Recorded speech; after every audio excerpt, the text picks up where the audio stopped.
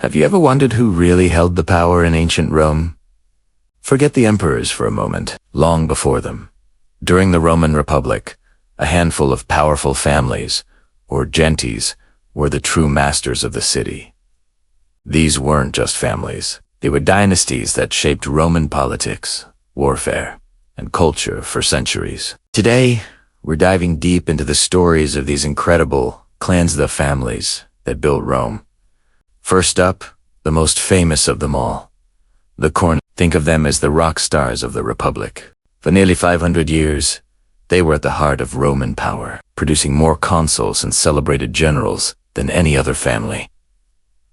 Their secret: they were masters of adaptation. The Cornelii family tree had many branches, like the Scipiones, the Lentuli, and the Sullae, each making their mark. The most legendary of the Cornelii was undoubtedly Publius Cornelius Scipio. He was the military genius who finally defeated Rome's greatest nightmare, Hannibal Barca, at the Battle of Zama. Scipio wasn't just a brilliant general. He was a cultural icon, a patron of the arts, and a man who embraced Greek philosophy, which was quite progressive for his time. His victories secured Rome's dominance over the Mediterranean and made him a living legend. But power in Rome always creates rivals, and even Scipio faced political attacks that eventually led him to retire from public life. Then, there was another towering figure from the same family. A century later, Lucius Cornelius Sulla. Sulla was a completely different character. Where Scipio was a unifier, Sulla was a divider. He was a brilliant, ruthless general who, after a bitter rivalry with Gaius Marius, marched his own legions on Rome, an unthinkable act. He declared himself dictator and unleashed the proscriptions, a terrifying list of his political enemies who could be hunted down and killed. Sulla tried to reform the Republic to restore the Senate's power, but his violent methods set a dangerous precedent. He showed that a powerful general with a loyal army could bend the Republic to his will, paving the way for its eventual collapse. The Cornelii truly show us both the best and the worst of Roman ambition. Now, let's talk about the Fabii. If the Cornelii were the rock stars, the Fabii were the steadfast guardians of tradition. They were one of the oldest and most respected patrician families, deeply associated with Roman religious rites and conservative values. Their name was synonymous with duty and sacrifice. One of their most famous early legends is the story of the 306 Fabii, who single-handedly went to fight the rival city of Veii, and were all tragically wiped out, except for one boy who was left behind in Rome.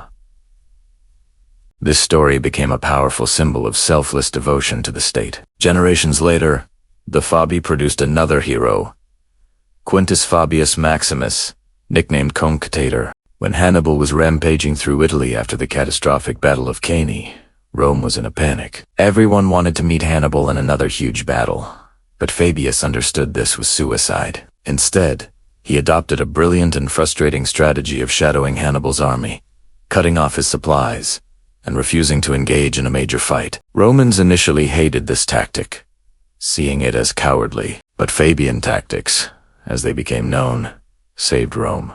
Fabius Maximus Cunctator showed that true courage isn't always about charging headfirst into battle. Sometimes, it's about patience, strategy, and knowing when not asterisk to fight. Next, we have a family that represents a different kind of power. The Claudii. The Claudii were an ancient and incredibly proud patrician clan, often seen as arrogant and fiercely traditional. They were famous for their stubbornness and their often disruptive role in Roman politics. One of the most infamous Claudii was Appius Claudius Caecus, or Appius Claudius the Blind. He was a towering figure from the early Republic, a censor who was responsible for two of Rome's greatest public works. The first, major, Roman road, the Via Appia, or Appian Way, and Rome's first aqueduct, the Aqua Appia. These projects were revolutionary, connecting the city and providing it with fresh water, fundamentally changing Roman life. Despite his blindness later in life, he remained a powerful political voice, famously delivering a speech urging the Senate not to make peace with an invader. The Claudii were builders and politicians who, despite their haughty reputation, left a permanent mark on Rome's very foundations. But the real drama begins when we talk about the families at the center of the Republic's final, bloody collapse. And for that, we must turn to the Julii, and specifically, the most famous Roman of all, Gaius, Julius Caesar. The Julii were an old patrician family, but by Caesar's time, they weren't particularly wealthy or influential. They claimed descent from the goddess Venus herself, a powerful piece of propaganda that Caesar used masterfully. Caesar was a man of boundless ambition, charisma, and genius. He formed the first triumvirate with Pompey the Great and the wealthy Crassus, a political alliance that allowed them to dominate the state. His conquest of Gaul made him fabulously rich and gave him a battle-hardened, fanatically loyal army. When the Senate, fearing his power, ordered him to disband his army, Caesar made a fateful decision. He crossed the Rubicon River, the legal boundary of his province, effectively declaring war on the Republic. The civil war that followed ended with Caesar as the undisputed master of Rome. He was made dictator for life and initiated sweeping reforms, but his absolute power looked too much like a kingship, a concept the Romans despised. On the Ides of March, in 44 BC, a group of senators, believing they were saving the Republic, assassinated him. Ironically, their act didn't save the Republic. It plunged Rome into another round of civil wars that destroyed it for good. Caesar's death didn't end his family's influence. It created a power vacuum that his young great-nephew and adopted son, Octavian, was determined to fill. Octavian was a political prodigy. He was cool, calculating, and utterly ruthless. He first allied with Caesar's general, Mark Antony, to hunt down the assassins. But inevitably, the two allies became rivals. Their struggle culminated in the naval battle of Actium in 31 BC, where Octavian's forces, commanded by his brilliant friend Agrippa, decisively defeated the combined fleets of Antony and his lover, the Egyptian queen Cleopatra. With his last rival gone, Octavian was the sole ruler of the Roman world.